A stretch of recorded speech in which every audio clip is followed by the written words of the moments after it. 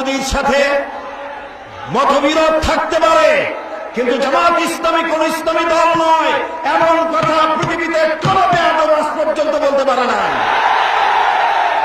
আমরা ইসলামী আন্দোলন করি জাহান্নামে যাওয়ার জন্য নয়, কারো কাছ থেকে সার্টিফিকেট গ্রহণ করে জামাত ইসলামী আন্দোলন করতে হবে এমন কাঙ্গালি বড়া জামাতের হয় না। কাজে আপনি আপনার বক্তব্যের মধ্য দিয়ে আপনি ভারতের দালাল আওয়ামী লীগের ব্রিটিশ প্রমাণ করে দিয়েছেন। আজ বক্তৃতা করার সময় নয়, শুনতে এসেছি আমার নেতার কথা, শুনতে এসেছি জাতিকে যিনি বক্তব্য রাখবেন তার কথা শুনতে এসেছি।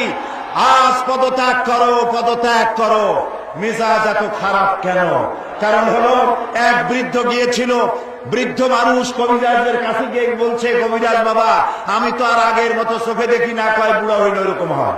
তো আমি তো আর কানেও শুনি না আগের মতো, কয় বুড়া হইলে এরকম হয়। তা আমি আমার ঘুমও হয় না ঠিক মতো, কয় বুড়া হইলে এরকম হয়। আরে বাবা আমি তো খাইয়াও হরণ করতে পারি না, কয় বুড়া হইলে এরকম হয়।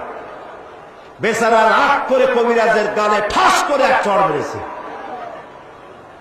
কবিরাজ বলছে, চাচাজি এটা আমি রাগ করবো না, কারণ বুড়ো হইলে মেজাজ এইরকমই খারাপ হয়। 2001 সালের নির্বাচনে আওয়ামী লীগ যে গোহারা হেরেছে, মেজাজ সেজন্যই খারাপ।